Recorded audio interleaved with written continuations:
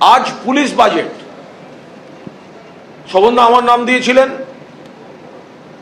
দেয়নি, তার বদলে আলিফাকে দিয়েছে। আচ্ছা, আলিফাকে যে দেবে, আলিফা যে তৈরি হয়ে আসবেন তারও কোনো স্কোপ নেই, কারণ তিনি জানেন না যে তার নাম আছে।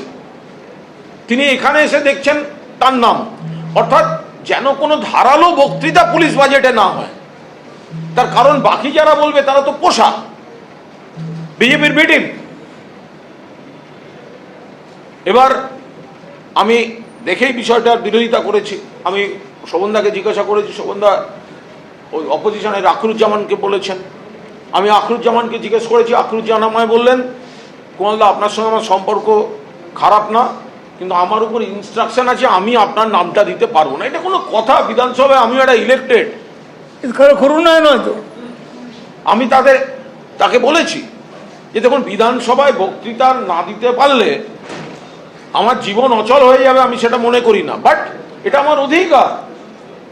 আজকে পুলিশ নিয়ে আমাদের বক্তব্য আছে পার্টির, দামি বিরোধীদের দিয়ে, দামি বক্তা দিয়ে আসল পয়েন্টগুলো অ্যাভয়েড করে ফাঁকা মাঠে গোল দিচ্ছে বিজেপি। শুনলো না, বলো বসুন কথা হবে। স্পিকার ওদের গার্জেন অনৈতিকভাবে ওদের বিরোধী করেছে।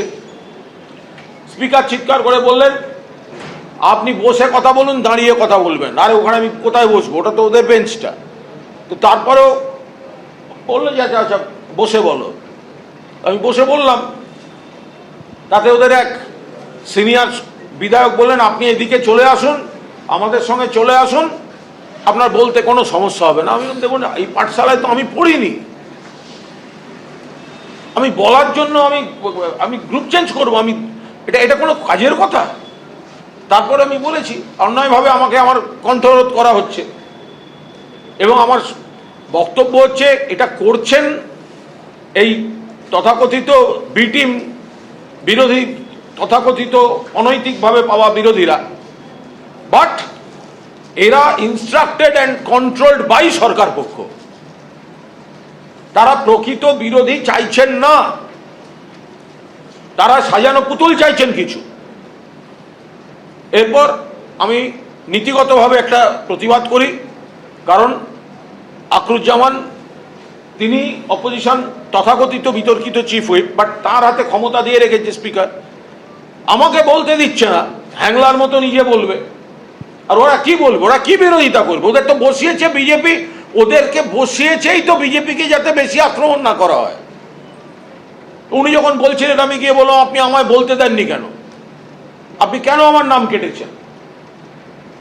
তো তখন বাকিরা এলো, স্পিকার সাহেব বলছেন আপনি জায়গায় গিয়ে বসুন। মানেটা কি? দিনের পর দিন আমার কণ্ঠরোধ করা হবে, আমাকে বলতে দেওয়া হবে না। পুলিশ বাজেট, আজকে আমি গত কদিন ধরে যে সন্ত্রাস চলছে সেটা আমি বলবো না? একের পর এক নারী নির্যাতন হচ্ছে, সেটা আমি বলবো না? এইসব পোশাকগুলোকে দিয়ে বক্তৃতা করাচ্ছে, আর আলিফাকে তৈরি হতে দেয়নি। তাতে এইসব এদের অনেকে এগিয়েছে, না অমুক তমুক হ্যান ত্যান। তবে স্পিকার বললেন, বিজেপির লোকেরা মানে মায়ের থেকে মাসির দরদ বেশি। আমি ওখানে বলছি ওদের দু চারজন আসছেন, কিন্তু তবু বিজেপির কয়েকজনকে দেখলাম যেন বি টিমকে আগলে রাখতে পুরো মরিয়া, দরদ উঠলে উঠছে। তারপর স্পিকার সাহেব বললেন আপনাকে বার করে দেবো। তাই আমাকে বসিয়ে রেখেই বা আমার লাভ কি বলুন? আমার বসে থেকে লাভ কি? আমি বক্তা, এবং আমি মনে করি আমি খুব একটা খারাপ বলি না।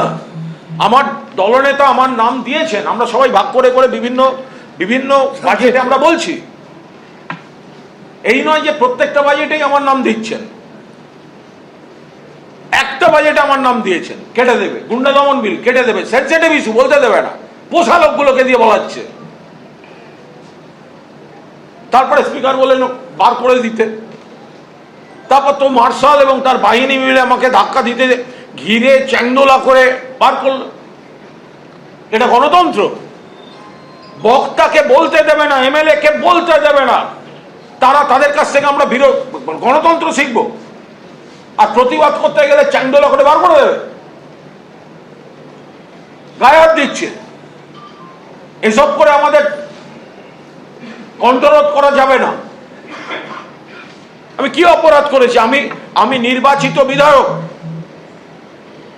কিন্তু আমায় বলতে দেওয়া হবে না। কেন আখরুজ্জামান বলতে দেবে না? আমি ওর ফিসফিসানি শুনে কি করব? আমাকে অমুক বারণ করেছে, আমার সঙ্গে তোমার ঝামেলা নেই, সব ন্যাকামি শুনে আমি কি করব? আমাদের তরফ থেকে কে বলবে সেটা তো আমাদের নেতা শোভনদেব চট্টোপাধ্যায়ের নাম দিচ্ছেন, ওরা খাটার কে? বলছে বাকি নাম নয়, একটা নামে ইনস্ট্রাকশন আছে, একদম ওপর থেকে ইনস্ট্রাকশন আছে, একে বলতে দেয়া যাবে না। ভাবুন, ওপরটা কে? চাটন তার উপরে নাকি চাটনের রাজনৈতিক বাবা? এই ওপরটা কে? ফলে আমরা এর বার করে দিয়েছে, সাসপেন্ড করেছে শুনেছি, আর আমাদের পুরো আমরা তারপর ওয়াকআউট করেছি। আমি Walkout বলি, আমি কিন্তু এই ব্যাপারটা নিয়ে স্পিকারের কাছে গিয়েছিলাম। কেন? Speaker is the custodian of the house, সব মেম্বারের উনি কাস্টোডিয়ান। আমি বললাম স্যার, আপনারই তো এটা আমাদেরকে আমাদের অধিকারটা প্রতিষ্ঠা করার ব্যাপারে আপনি তো মানে অগ্রণী ভূমিকা নেবেন। যে আমি যে নামটা দেবো সেটা তো বাইরে যেতে পারে না, ওরা যেতে পারে না। সুতরাং আপনি আমাকে একটা আলাদা ব্লক দিয়েছেন, আমরা ওদের সঙ্গে বসে নেই, আলাদা ব্লক আমাদের আলাদা অস্তিত্ব।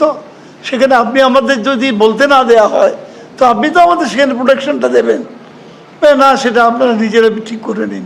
এটা হতে পারে না কখনো। স্পিকারের কাছে গেছি, তার মানে দাঁড়িয়ে যাচ্ছে যে টার্গেট করে নিচ্ছে কাকে বলতে দেয়া হবে না। তাহলে এটাকে আপনি গণতন্ত্রের মন্দির কি বলবেন? এর আগে এরকম কোন নজির আছে? বিধানসভায় এই প্রথম এই ঘটনা ঘটছে যে একজনকে টার্গেট করে নিয়ে তাকে বলতে দেয়া হবে না। সরকার পক্ষ এবং তাদের পোষা দামি দালাল তথাকথিত বিরোধীরা হাত মিলিয়ে একজনকে বলতে দেওয়া হবে না, এবং সে প্রতিবাদ করলে তাকে মার্শাল দিয়ে হাউস থেকে বার করে দেওয়া হবে। এবিপি আনন্দ, এগিয়ে থাকে, এগিয়ে রাখে।